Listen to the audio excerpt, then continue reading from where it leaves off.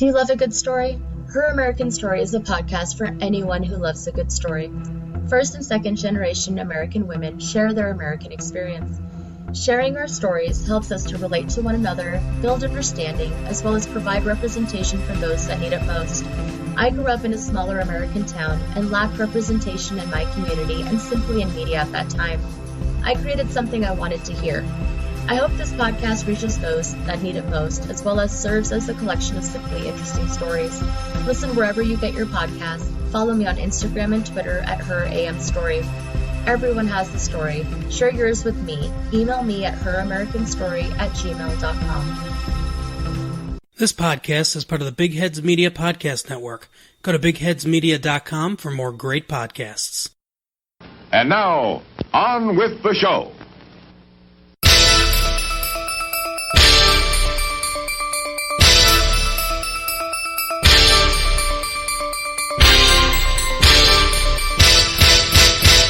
Hey everyone, welcome to We're Watching Here! We're Watching Here!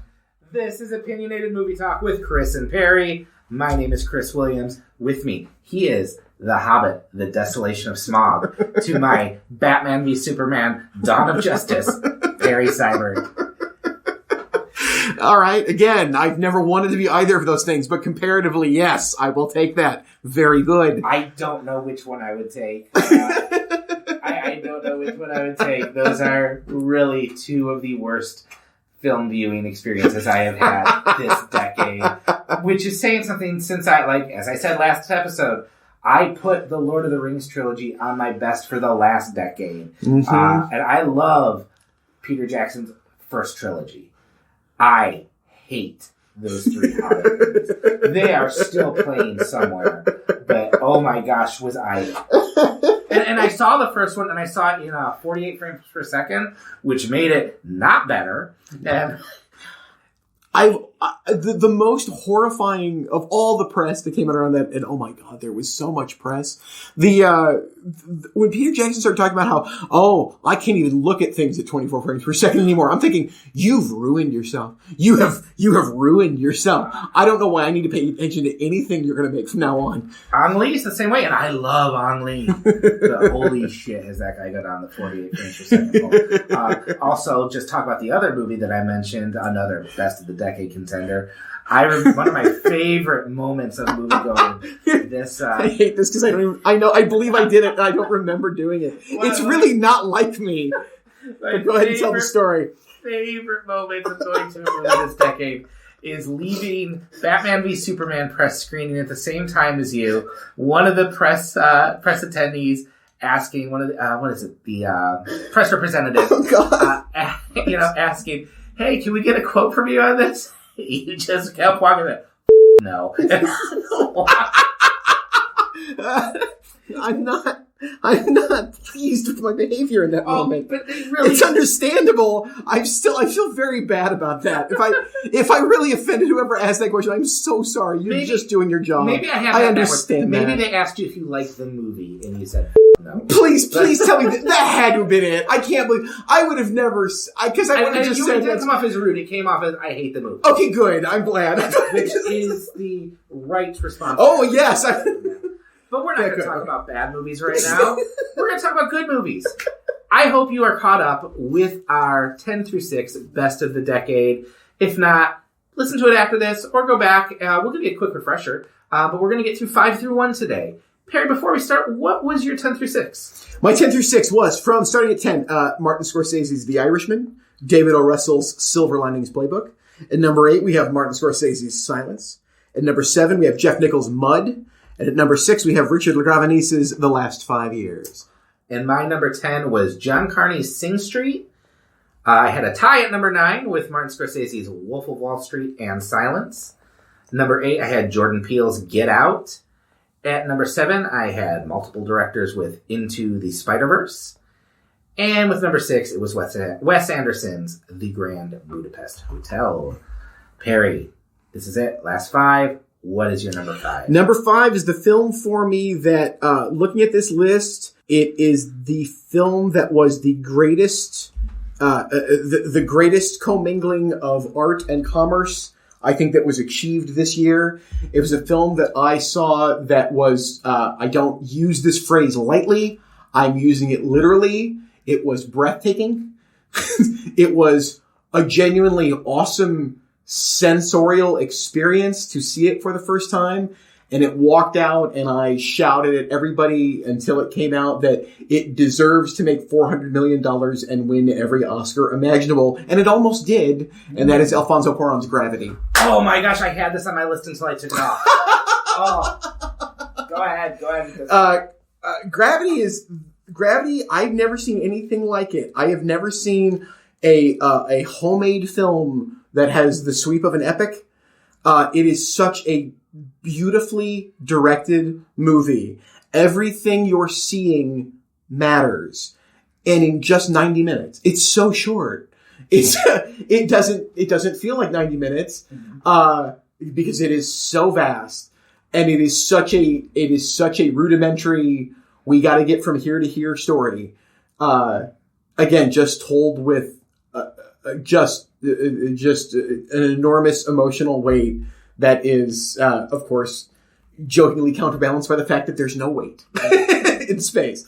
It's quite purposeful, because when we have the effect of weight at the end of the movie, when we have a shot that is the greatest inversion of the most famous quote in the history of space travel in the world, it just drives home thunderously what Cuarón pulled off here. This genuinely homemade movie. I mean, he co-wrote it with his son. He made it more or less as much by yourself as you can make a $90 million movie. And gloriously so. It's a really small movie that contains the universe. And I mean that in every possible way. I don't know why this film seems to... I can't believe how many people dislike this movie that I come across. I don't understand why. It's an absolute piece of poetry. I adore it. I really am glad you put this on your list, because it was on my list. And I think the only reason I took it off was there was a part of me that was nagging, wondering if I separate seeing it on the big screen, does that diminish the movie? Like, if I can't watch this at home. And so I removed it just because I wasn't completely sure. It shouldn't matter because you see movies on the big screen. I will say I don't think I have had a movie-going experience that ever felt like Gravity. Yeah. And I had actually, so my wife and I, we originally saw it. We had a rare date night, and we got our tickets. We went to the AMC up here in Livonia, and when we got there, the only seats available in the IMAX were front row. Oh no! Front row to the extreme right. Oh no! And this was not just IMAX, this was IMAX 3D. Oh! And this is a movie where I would argue the 3D is one of the few times I felt it enhances the movie. Not that time. We watched this movie and it was like everything was double, nothing was quite working. No. So I went back and I complained and I was like, hey, you should have had those seats roped off because you cannot enjoy this movie from that perspective. So they gave me free tickets. I went back and saw it. Sat dead center of the theater. Yes. And oh my gosh, I have never had a movie make me feel this disoriented, this dizzy, but in a good way, not in that sick way, but I was enveloped in this. This movie grips you, and I knew it was going to happen, but I was still just sucked into this that second time. And then you go back and you look at how they made this movie, and that half the things you see on screen are not there at all. This is almost an animated movie. Yes. And yet it works. It makes space terrifying. I think Sandra Bullock is really, really great in this movie. I love her in this. George Clooney is kind of George Clooney, but that's okay. I like George Clooney. But yeah, no, I like this movie a lot. This is, I'm glad you put it on the list because it kind of hurt me to leave it off. And I kind of thought maybe you would. So I kind of pulled off. But yeah, Gravity, I love that. I feel like this is an argument for bringing back the limited release of a movie over the years. Because this is a movie you have to see on the big screen to get that full impact. I would love it if Warner Brothers just every 2 years, just brought it back and said, hey, this is Gravity Week. And come see it because that's a great experience. And I will argue it is a different experience on a small screen to be sure, but you can appreciate the care that Cuarón puts in every single frame of this movie. That I am still just flabbergasted every time when you realize how often there's just debris floating around the frame. And to have that answer at the end when she's underwater and there's frogs and tadpoles and fish swimming around her. And we're seeing things that are alive, that are moving around now, which we haven't seen for 90 minutes. I adore every frame of it. Absolutely. I think it's a fantastic film. Your number 5, Chris. My number 5 is also an overwhelming sensory experience. Also, what I would argue is one of the best minglings of art and commerce. It is a movie that I did not expect to be great. I did not expect to get as much recognition as it did. I did not expect over the last few weeks to see as many other people having this on their best of the decade list. It is 2015's Mad Max Fury Road. Oh, yeah. A movie that every time I see it, I walk away with the same question. How did no one die making this movie? The Steven Soderbergh quote. Yes. Oh my gosh. This was a great decade for action movies. I love a great action movie. So I considered putting the Raid films on this list because I think they are wonderful examples of what you can do with expert stunt work. I considered John Wick just because why not? I love John Wick. But George Miller's action epic is not just the best of them. It was my pick for best movie of 2015. Mm-hmm. This is he was 70 years old when he made this movie. No one wanted a fourth Mad Max movie. No one was sitting around going, I wonder what Mad Max is up to. They weren't. George Miller just decided, I'm going to go to the desert. I'm going to make a Mad Max movie. By the way, Mad Max isn't going to be the main character of this movie. We're going to cover his face half the time. Yeah. He's hardly going to speak. Oh my gosh, this movie works. This is a blistering, nonstop chase movie. If you boil down the plot of this movie, it is, let's drive out into the desert, turn around, and drive right back. And yet it works. There is so much energy and just adrenaline to this movie. The engines start running over the production logo. And they do not stop until every car is destroyed in this. The use of color is so psychedelic in this. I legitimately got mad and wrote think pieces when they released a black and white release of this a few years ago. Because I think the psychedelic oranges and blues are so essential to the energy of this movie. There are things in this movie that I couldn't think up in my wildest dreams. They're not cars. They are some monstrosities created in a Detroit that exists in hell.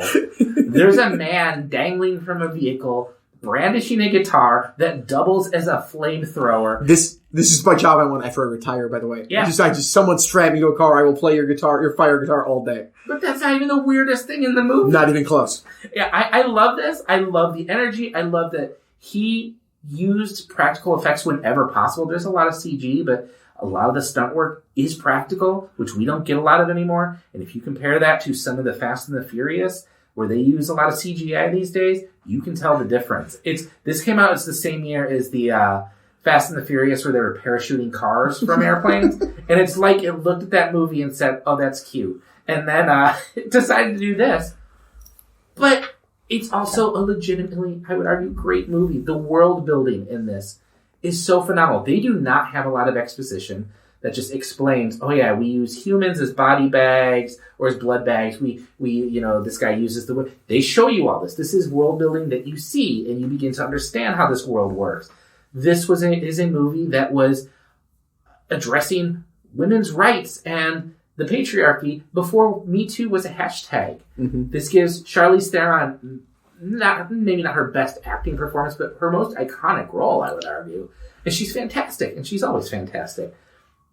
This movie, in a sense, predicted Donald Trump. Immortan Joe is a steroid-addled Donald Trump. This is a movie that's about something. It's about fighting for women. It's about going back to that place you lost. It's about fighting for something. And yet it's never preachy because it never slows down to preach. It is fun. It is just a thrill ride. I walked away from this movie checking myself for bruises. I love Mad Max Fury Road. It's just great. I heard a critic describe it as pure cinema. I mean, this is what movies do. It's lights, it's pictures, it's moving pictures, it's sound. It's all there on the screen in this. I love Mad Max Fury Road. Yeah, it's great. I have no problem with this being on anyone's list. It's not on mine. I have no problem with being on anybody's list. I get it. It is really great. And it has, I think I've said the quote on the air. The Steven Soderbergh quote about this movie is fantastic if you can find it. It's something like, I don't know how he does this, and it's my job to know. I'm a director. Here's the only thing I know for sure. If I directed this movie, A, I would still be shooting it, and B, hundreds of people would be dead. I don't. There are shots in this movie where I am wondering, how is no one dead after this? It's great. But you know what else is probably great? Your number 4. My number 4 is a film that got mentioned in our last episode. Oh, really? Not on anybody's list. It got mentioned in passing. This is for me, it's here because it's the work of a writer-director who I have always adored, and it is a writer-director in their 70s at this point who finally made the movie they've been spending 50 years working towards making and perfected, made the best film of their career, and that's Paul Schrader's First Reformed. Oh, An absolutely masterful script. He was always a great writer. The films he's directed are uneven, and I don't just mean some are good and some are bad. I mean, even the best ones have patches that are like, oh, maybe so close to perfection. Mishima's the exception. That's a really great movie, but it's a total art film. First Reformed captures for me the spiritual moment of the decade, unlike any other movie. We talked about Silence, but that's a more generic, grand discussion of faith. This is really specific to right now. So smart about how it uses environmentalism not as a gimmick, but as a way to weight it in now, to draw an equation to something that is inescapable now, to force you to confront some things you might not want to confront otherwise. It is, I've often said in years past, I think Ethan Hawke might genuinely be a bad actor who somehow knows, Richard Linklater knew how to control him and use him perfectly, because he's never been bad in a Linklater film, and I disliked him in almost everything else he's ever been in. That started to change this year. He pulled off a couple performances I actually liked, and boy, he's great here. He's fantastic. As a minister who is at the end of his everything. He's at the end of his faith. He's at the end of his hope, and the cathartic thing he has to go through. And I love that. I love the open-endedness of the end of the movie. Mm-hmm. I like that it is ambiguous. You could read a whole lot into whatever's going on there. And there's that's not a disappointment in any way. No. It is probably the film on this list that most throws back to my favorite decade. I think it's the most 70s film on this list. Oh yeah. In a bunch of ways. It's the work of a man who's evolved, both as an artist and as someone who has, wrestled with his own Calvinist upbringing for decades and decades and decades. This is a fabulous film. I had this on my list. I needed to make room for, Wolf of Wall Street and Silence. And I was like, you know what? I'm going to have to push First Reformed off. And it killed me because I do really appreciate and love this movie. I think, Ethan Hawke he's fantastic in this. Amanda Seyfried, who is a actress I don't really often think about, I guess. I don't think she's good or bad. That's fair. I really don't think about her. I think she's very solid in it, but it's Schrader's movie. I think he does put his finger not just on the issue of doubt, but like you said, there is a malaise and a dread that is setting in right now. And especially around people of faith. I felt it myself, and this movie really resonated with me. I love this because I feel like we talked about this once. You cannot begin to understand or interpret this movie apart from its form. Yeah. This is a movie that is so locked into that transcendental form with the camera planted there. It's just observing until two parts where it's not. Yeah. And those parts are key to discussing that movie. But you don't solve this movie. Like you said, it's ambiguous. And I love that I don't quite know what I think happens at the end. I have those answers that I think Paul Schrader kind of came out and helped people think about. He talked a little too much about it for my liking, because I would have had fun digging for it. But I think he left open two possibilities, both of which happened. And I think they're both there on the screen. I think it is a great movie. I definitely really want to revisit this one. Just a great decade for movies about that, because Calvary was almost on the list too. Calvary's a fantastic film. My number 4 is the Coen Brothers, Inside Llewyn Davis. Again, I love the Coen Brothers. They were the first people we ever talked about on a podcast. I really considered briefly Hail Caesar on this. I love Hail Caesar. I do like Hail Caesar a lot. I really, really liked the Ballad of Buster Scruggs, which I thought was, it kind of be Irishman to the punch of being the first examination of death in the last few years. I like that, but I mean, the Coen Brothers seem to have at least one masterpiece each decade. Inside Llewyn Davis is their masterpiece of this decade. I adore this movie. I think it is heartbreaking. It is maybe their bleakest movie. Oscar Isaac, he is fully formed here. He is the titular musician. He's a folk singer in 1960s New York, trying to make a name for himself, but he's either shooting himself in the foot or the victim of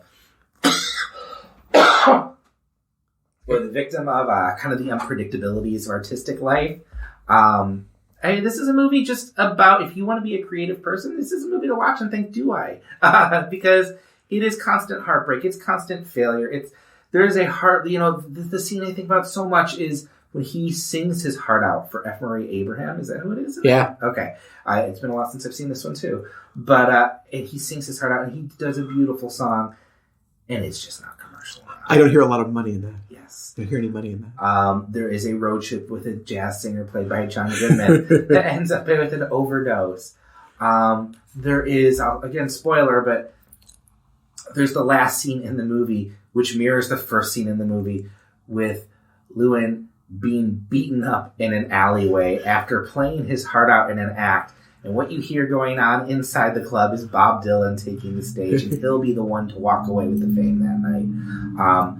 I think this is just another wonderfully realized movie by the Coens. I think it is a movie that you watch and you walk away feeling cold and wet. I love the soundtrack for it. I love the way that their humor seeps in. Dear Mr. President. I was just going to say Adam Driver. Whoa. Yep, Adam Driver. Is wonderful. So I love this movie. I love that I don't know what it's about all the time. Is that cat a metaphor, or is it a joke on people who search for metaphors in their film? I heard a critic suggest, is this one of the Coens contemplating what life would be like without the other one? Because this is... Yeah. And there's so much there, and I think that's all there. But it's also, like any Coen Brothers movie, it is a pleasure to watch. I like this movie quite a bit. It is, even if it's not directly about, them struggling with, oh gosh, what if one of us wasn't around. It is a film about grief. Yeah. When it comes to death. I mean, he is in mourning for his partner who is gone. And that really is what seemingly drives all of his self-defeating stuff. It's not anything other than that. And it is that wonderful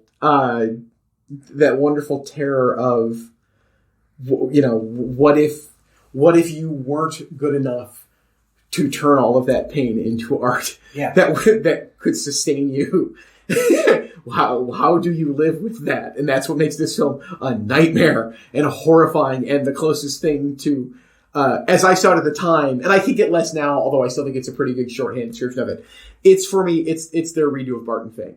It is Barton Fink with 20 more years of life experience attached to it. That is an interesting interpretation. I like that. Yeah, and I love the way it ends, where it began. And it's not necessarily the exact same place, but you get the feeling it's a cycle. He's not getting out of this. This is not the first time this has happened. This is not the last time this is going to happen. I don't know what is bleaker, Inside Llewyn Davis or the meal ticket segment of Ballad of Buster Scruggs, which is just one of the grimmest things I've seen this decade. But Inside Llewyn Davis, it's great. I have been meaning to pick up the Criterion edition of that for a while, and I think I need to just bite the bullet and do that. Perry, number 3. Number 3 is what I have the criterion for. Yes. We've talked about him. I'm just going to say it. It's Richard Linklater's Boyhood. Oh, interesting. A film that was robbed of the Best Picture Oscar. A film that was robbed of the Best Director Oscar. A film that I'm still stunned got as much play as it did. I don't think it's all that different from a lot of other Linklater films, and I don't know why this one was the one that was a genuine Best Picture contender. Yeah. I mean, I understand why it's only the 3rd best film of the decade. I'm just saying, why either of the 2 films in the Before trilogy, the first 2 films of the Before trilogy, didn't have the same pull. I don't know. But this is, like The Irishman, this feels like a life. And the thing about Boyhood is, it feels like 3 lives. Yeah. 3 different lives. I don't mean it feels like 3 lifetimes. I know the main character and his parents so well by the end of the movie, and I have seen them. It's that, we've talked about it before, it's the hardest thing to do in drama, to make drama mirror real life in that people change, yet they don't change. And that's what all 3 of these characters do over the course of the 12 years that it was filmed and the 12 years that it transpires over. It's a marvel. It is everything Linklater does brilliantly, distilled down to 3 hours. I am not going to argue against Boyhood at all. I will say it is not on my list. Probably because of a rule I had that I mentioned in the first half. I really like Boyhood. I really get upset whenever I hear anyone talk about Boyhood and describe it as a gimmick movie.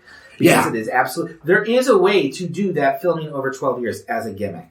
And that is the one where everything is a big moment. Everything is, here's his first kiss. Here's him on the graduation. Yes. That is the movie that I feared this might be, but I trusted Linklater enough to know it wasn't going to be. He understands that life is in those moments between the moments, and there is never a false note in this. No. It is... Eller Coltrane really actually turns into a solid actor by the end of this. I heard a lot of people dissing him when the year it came out. No, he's good. He turns into a Richard Linklater character. Yes. I think Ethan Hawke is really great. Patricia Arquette is fantastic. This is a movie that I saw it and it surprised me because I remember watching it, and I've seen it a few times now, but I remember watching it and thinking, when is this going to hit me? When's the emotion going to hit? Because this isn't a movie with big emotional moments. And then it just, out of the blue, it hits you. The weight of everything just hits you, and it's just the culmination of everything. And I have a hunch. This is a movie that in 11 years, when my son is 18, I am going to turn on, and I am not going to be able to get through it. This is a movie that I can tell is a time bomb for me that is going to explode. Because that weight of life feels real in this. I really like this movie. It is not on my list for reasons we will get to shortly. But not yet, because I still have another number 3. All right, number 3 for you. The Bronze Medal. Yeah, and this is a movie. This is one I just added today because I had another movie in this space. It was Gravity. It was. It doesn't matter. I'll go with honorable mentions and say what it was. We'll do it later. Yeah. We'll do honorable mentions later. But I added this one today because this is a movie that I just realized, when I think back to this movie consumed me for a month thinking about it and writing about it and not being able to escape it. It's Charlie Kaufman's Anomalisa. Okay. Charlie Kaufman's made 2 films.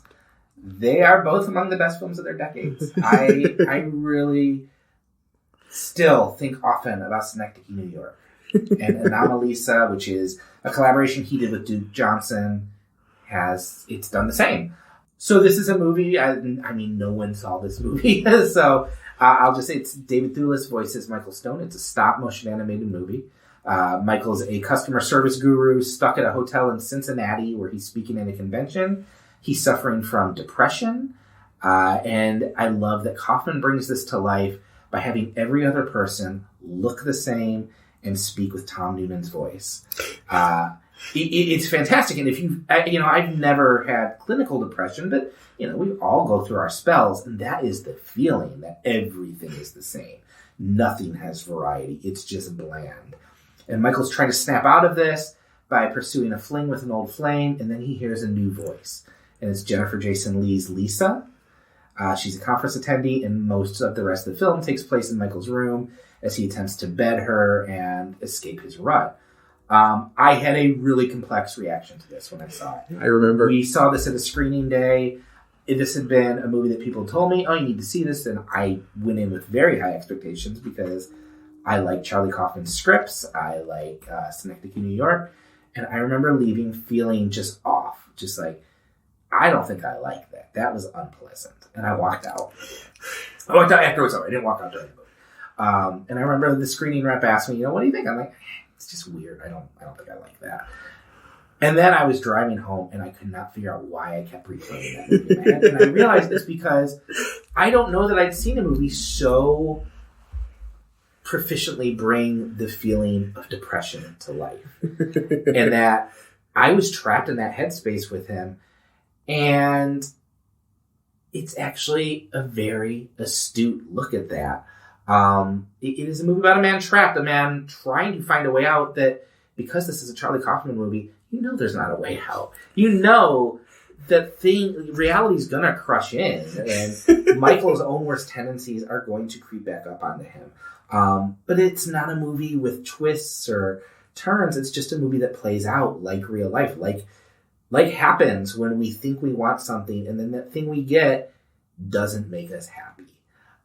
There is a sex scene in this movie that made me more uncomfortable than maybe any scene I've seen this whole decade. Not because it's, over the top or offensive. It's so intimate. And it's puppets, but it's not Team America. It's a very intimate, tender moment, and it's the hinge on which that entire movie turns. Everything hinges on this scene.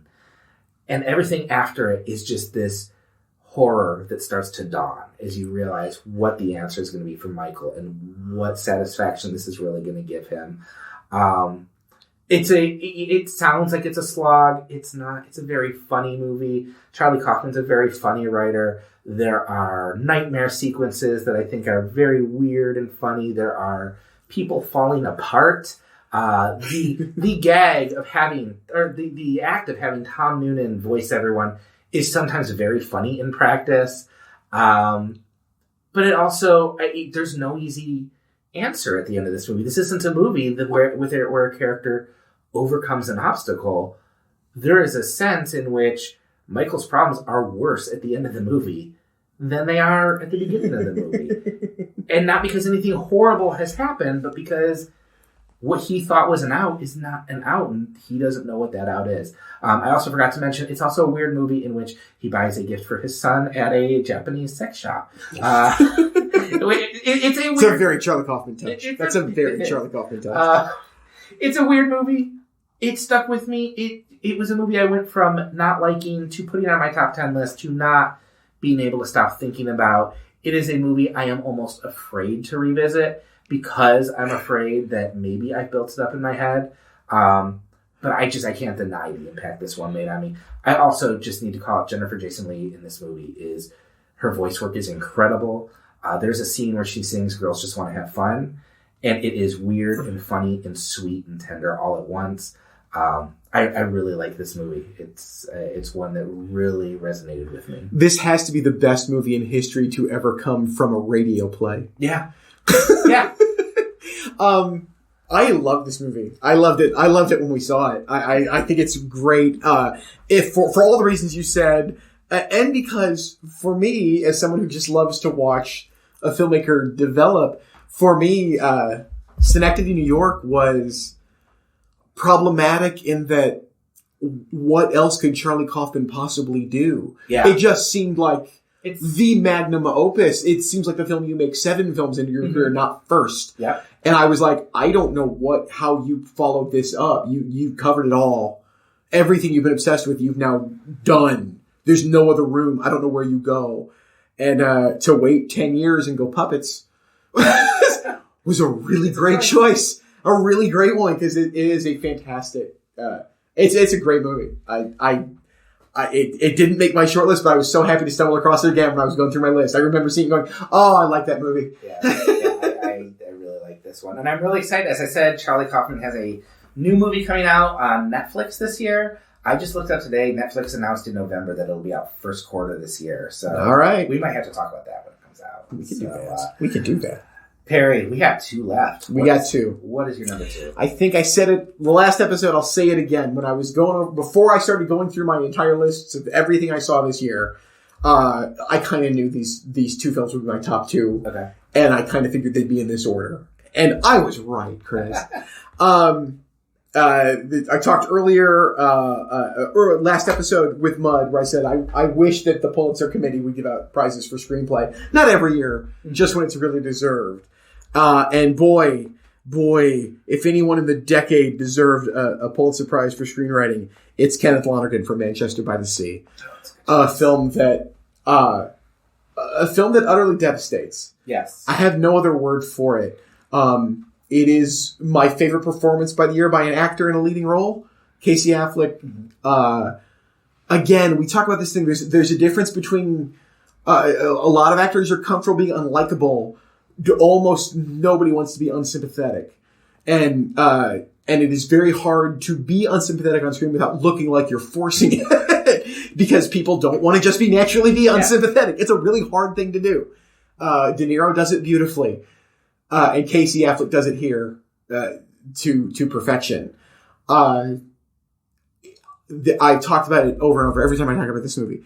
There's the moment of the film about halfway through where you see a suicide attempt, and when I saw it in the theater, I gasped because I'd never seen an attempted suicide in a movie that looked like a real attempted suicide. It's always some sort of grandiose statement. It's some, I picture the military man who betrayed and then said it right before putting on his dress blues and blowing his head off. I think of these grand statements, never the actual single moment of desperation where you just decide, yeah, this is it.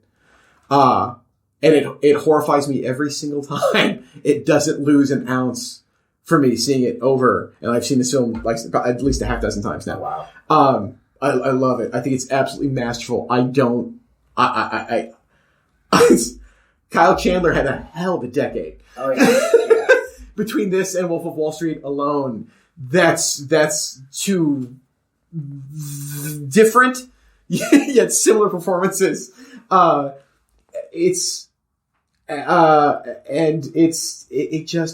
plays. It's such a wonderfully painful experience, and it's funny. Like you're saying about another Lisa, there are great laughs in this movie. It's a funny movie. It is not a film that it does not celebrate sadness. It does not celebrate life. It just presents it, and deep down, it's arguing that it's worth it. We want to continue living sometimes, and we don't know why. But we do, and this is what that looks like. And oh boy, that's hard to do. It's hard to get that. It's impossible to get that movie made. I honestly don't think about. Only Matt Damon being attached to it gets this made. I don't understand others, and Amazon, thank goodness, ponying up the money for it. I adore Manchester by the Sea. I think it was. I had that and Silence came out the same year, and they were 1 and 1A for me. I could have swapped either one for my favorite film of the year, and obviously I should have had Manchester by the Sea on top based on these rankings. That's a great pick. I've only seen it the one time. I don't know that I could put myself through it half dozen times. So good. It is very well done, very well acted. It very astutely understands grief. Because it understands how you can grieve and be laughing at the same time. It understands that it comes out of nowhere sometimes, but also how it stops you in your tracks. It is beyond grief. It's despair. It is. I get looking at the list and go, this and First Reformed are 2 films about a guy way into self-flagellation. Yeah. Deep into punishing themselves for transgressions and wrongdoings. Yeah, I guess I'm into that and didn't realize it, Chris. I'm learning something about myself here tonight. It's a whole other podcast, Barry. All right. You didn't even mention Michelle Williams in this one. Well, yeah, because I was saving it. In one scene, delivers one of the best performances of the year. Who is fantastic in it. And everybody remembers that scene. If you watch it again, you will appreciate what she's doing in every scene. It's a really good performance throughout. There's just one giant showcase scene. Yes, I didn't mean you missed it. Just to say it in general, she's a stupendous actress. Yes, she is. And had a great decade in and of herself. That's a good pick. I considered that one. It wasn't quite even in my top 20 yet, but I think I just haven't seen that one again. I didn't get out to see a lot of movies twice this year. It's kind of great. Or this decade. And your number 2? My number 2 is not going to be a surprise to anyone who's listened to this podcast at any time. I did not have Boyhood on my list because I had Richard Linklater's other masterpiece of the decade, Before Midnight. I love Boyhood. I think what he attempts there is an audacious, very successful thing. I think it works. I think the examination of a person changing over time in that is extremely powerful. But for some reason, I just find myself more drawn and impacted to the story of Jesse and Celine.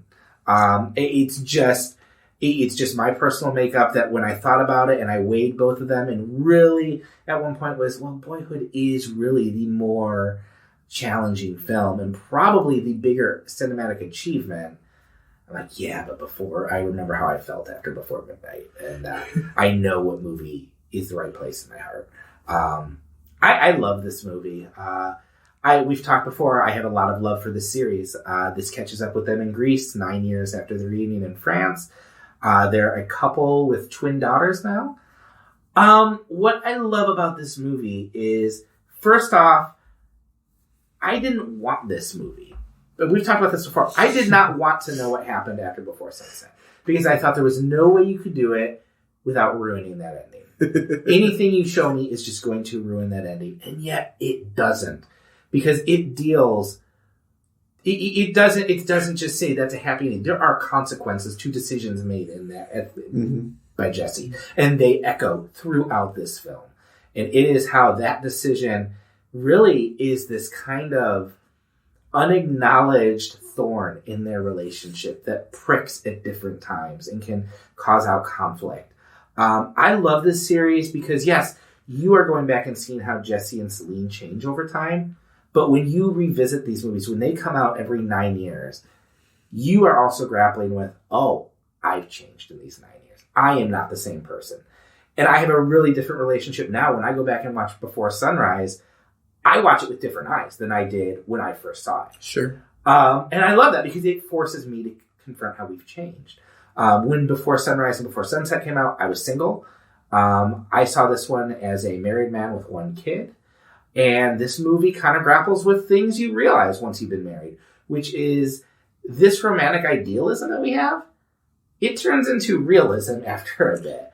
And you have to ask yourself what happens to Jesse and Celine when they're no longer each other's escapes. Because in those first two movies, they are escapes for each other from a reality they're in. Now they can't escape from each other. And that's what this movie has to reckon with. I still consider Before Sunset the best of the trilogy, but I think this one's really close behind. I love that first half of the movie when it opens up to kind of just share this world a little bit with Jesse and Celine's friends and kind of set up some of the themes that they're gonna grapple with the whole movie. I love when it just allows them to walk and just get back into that old rhythm. Only now they're not talking about philosophy. They're not talking about politics. They're talking about, do we remember to feed the girls? Yep. And that's what life is. You go from these big existential conversations to, hey, should I take this job? What are the ramifications of this? Well, and his, the one scene that is the closest thing they have to a deep philosophical conversation that isn't showing off for fellow writers and whatnot is the conversation Ethan Hawke has at the very beginning with his son from the first marriage in the airport, which is genius. I love that we finally get that character, and I love this movie in the trilogy because it is the one that does introduce more people to it. I mean, Before Sunset has its charm of, or Before Sunrise has its charm of, of the crazy people they meet and have a one-off with throughout the night. And now they're doing life together. Yeah. And that's good and bad, because then it follows into this back half that builds so naturally, because you have spent so much time with these characters, and Ethan Hawke and Julie Delpy have spent so much time with these characters that they know how this is just organically going to build into an argument where there are these resentments that, you've brought this up before, were seated in that first movie. Absolutely. That come out in this barn burner of an argument in a hotel. And yet it is not, I don't say this to denigrate the Marriage Story argument scene, because I think that is one of the most powerful scenes of last year. Yeah. But it's not a histrionic, screaming every 5-minute scene. It ebbs and flows just like a real argument. They are yelling at each other. They are accusing each other of horrible things.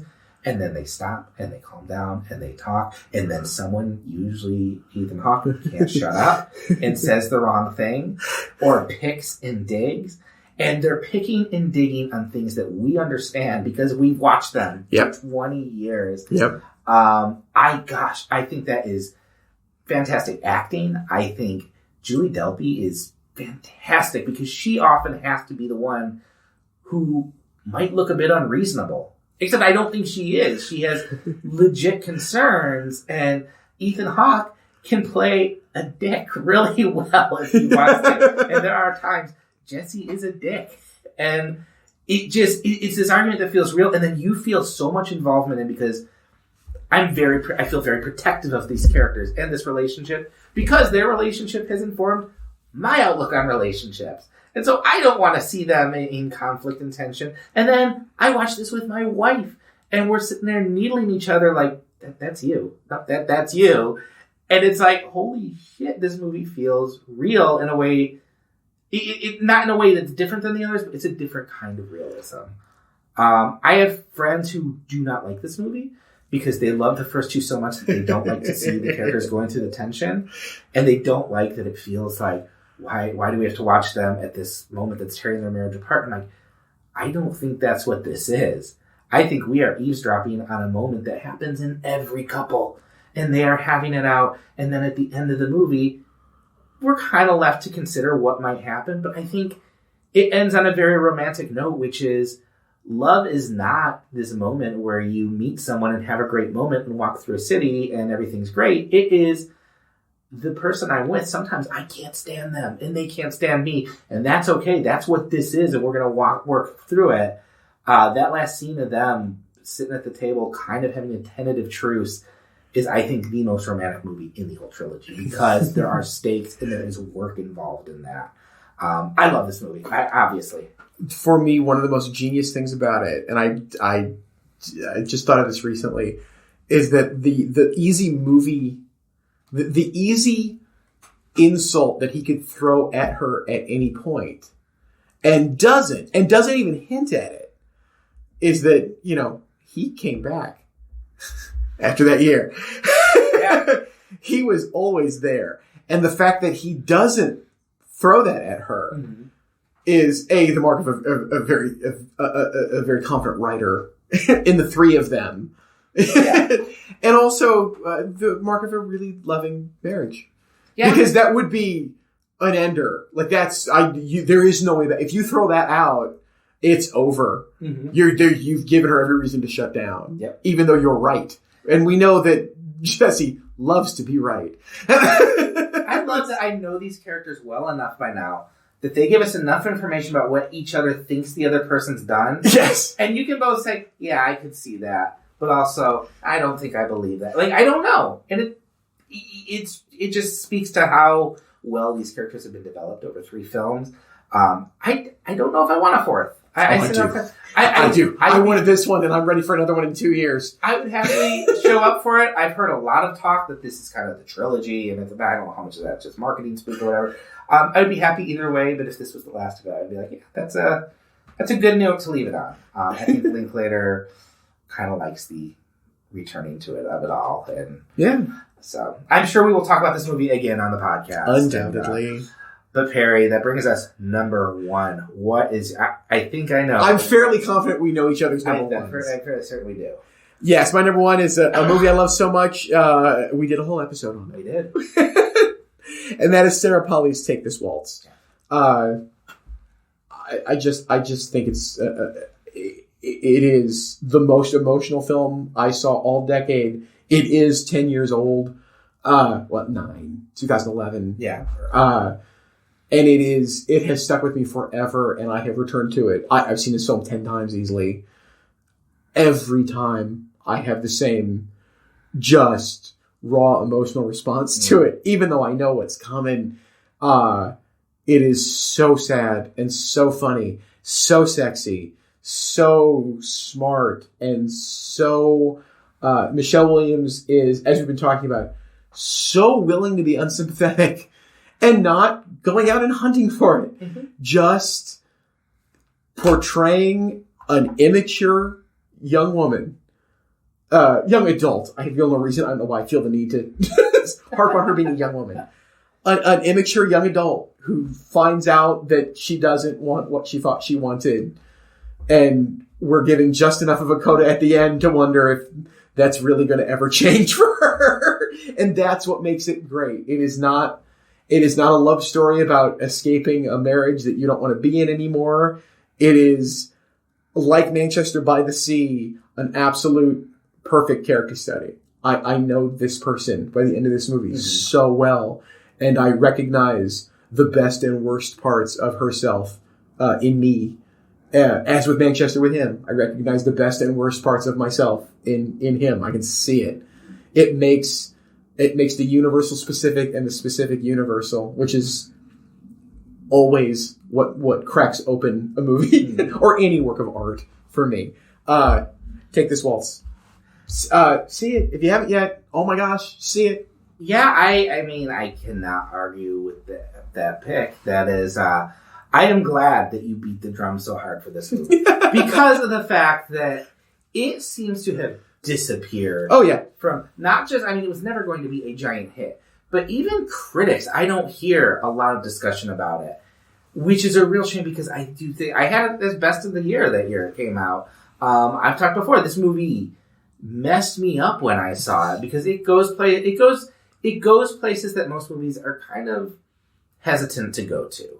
It allows its character to make a decision, to observe the ramifications of that decision, even if it's going to put them on the bad side of the audience. And I appreciate that. And I think Michelle Williams is, like you said, she is a full living, breathing person in this movie. Seth Rogen, I think this is one of my favorite roles he's done. He's just so, he just weaponizes his likability.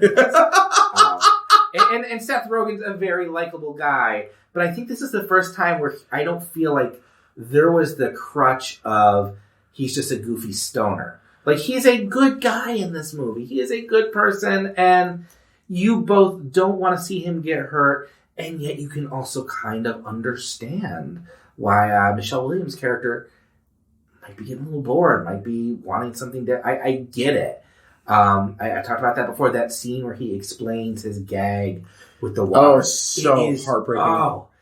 Sarah Silverman in this is so good. I love Sarah Silverman in this movie.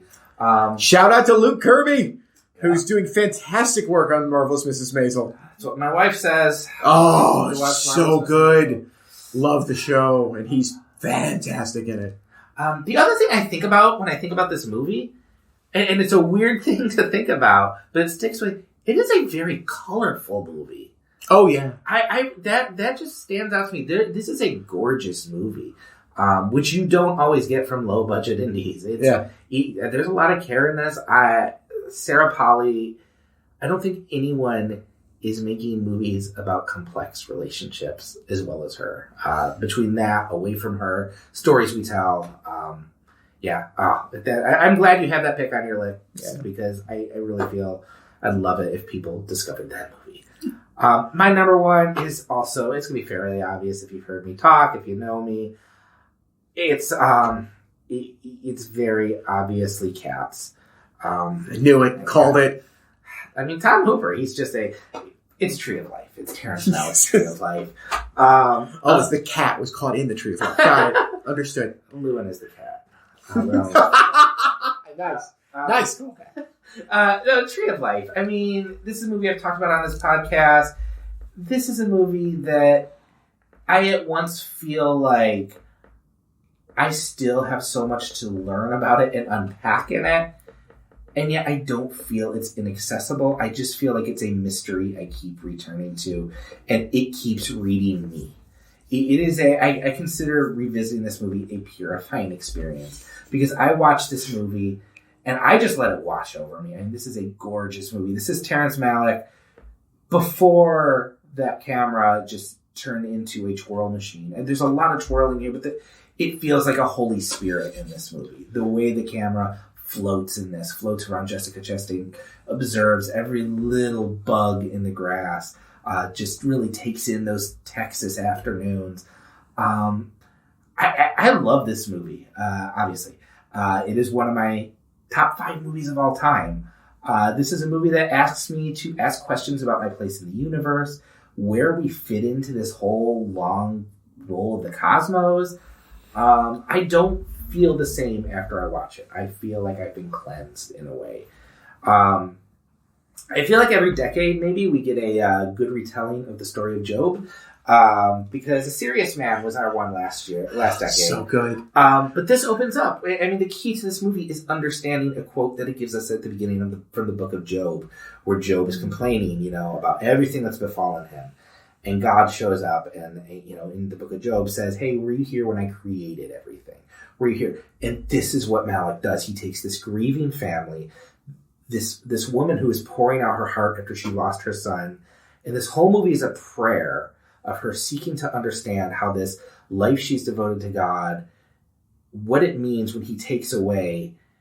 And it focuses on that verse from Job and then flashes back and says, oh yeah, this fits in a longer, bigger story than you can imagine. Because we're going back to the creation of the universe and the dinosaurs. And we're going to flash forward to the disintegration of everything.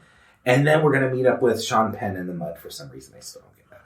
But it's got to be in the director's cut, right? It's got to be. It's not. No, I mean, it's there, but it's not there. It's a movie that doesn't give you that answer, but you know the answer even if you can't explain it.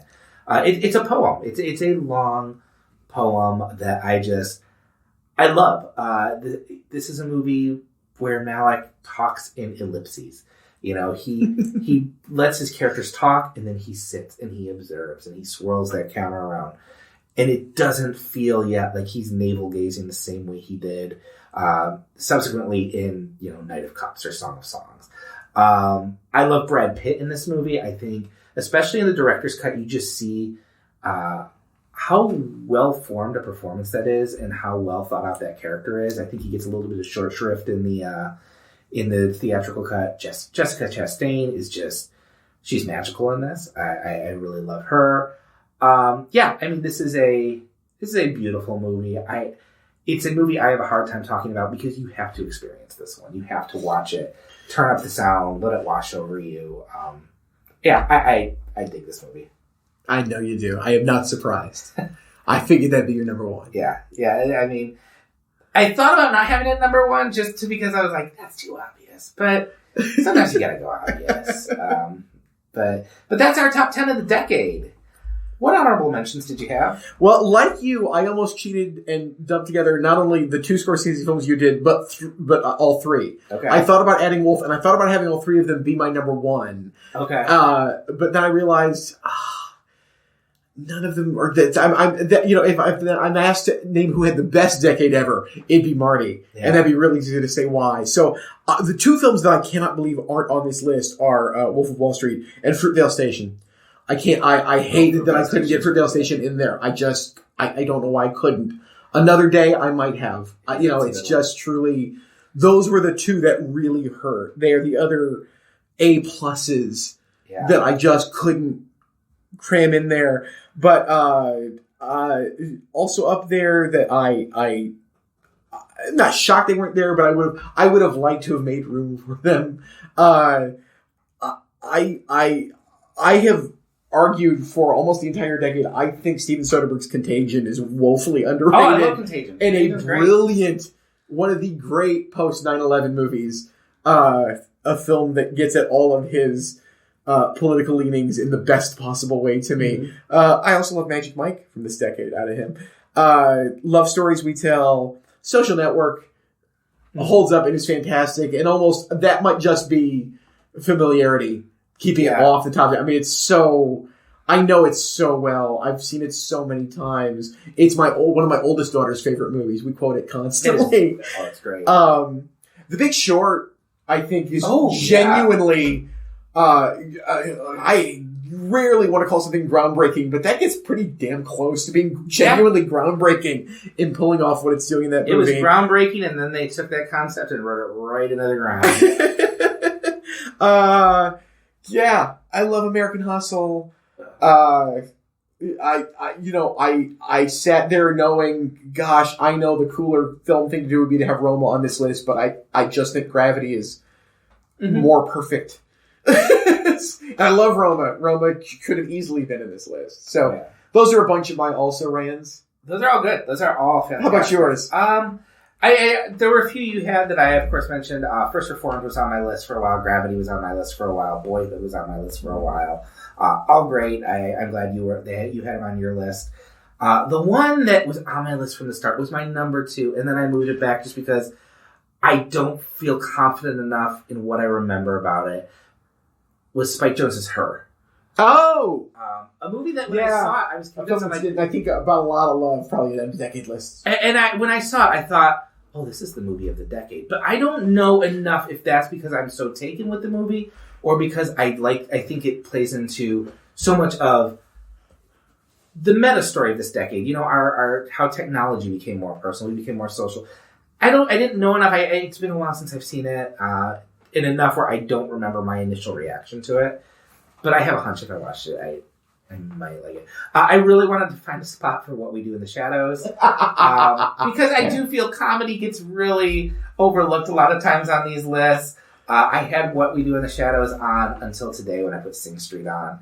But What We Do in the Shadows is a movie I laugh harder at every time I see it. Taika Waititi, there have been few things that brought me as great joy as watching him turn into such a prominent filmmaker this decade. I like Hunt for the Wilder People quite a bit. I think his Thor movie's a lot of fun. Jojo Rabbit, I think that's a really solid movie. He directed the last episode of The Mandalorian, and it is fantastic. But What We Do in the Shadows is really my favorite by him. Spotlight, Spotlight's one I've seen a lot. Social Network is another one that I'm surprised isn't on here. Ghost Story I really liked by David Lowery. Yeah. The Babadook, which I think is a really solid horror movie about how terrifying it is to be a parent. Moonlight, which is another one I was really taken with, and I don't know why it's not on my list, but I just couldn't find room for it. 8th Grade is another one that I think that might be a near perfect movie, and if I was to revisit this list in 10 years, I might have 8th Grade on it. And then Lady Bird is another one I really like. Okay. So that's our top 10 plus a few more. You got anything else? Oh, it just feels like everything, man. No, I'm empty. I got nothing left. I got nothing for you. I got nowhere else to go. Right. Well, listeners, I want to know, what did we get right? What did we get wrong? What should be on our list? What did you like? What did you love? Yes. Send it to us. I will include the email address in our show notes, but you can also tweet to us. You can find us on Facebook. Tweet to us personally, because Perry, where are you at online? You can find me at Facebook. You can find me on Twitter at Perry Loves Film. And you can usually find me third row center at your local multiplex. Chris, where can people find you? I am on Twitter at Mere Christianity, and you can find me on Facebook at Mere Christianity as well, now that I think about it. And you can check out my other podcast, which is called Wasting Time with Chris, Beth, and Matt. We will be back soon with a whole new episode. And Perry, I think by the time it's ready for a new episode, it'll be Oscar season. Oh, it's the most wonderful time of the year. Cats is going to sweep it all.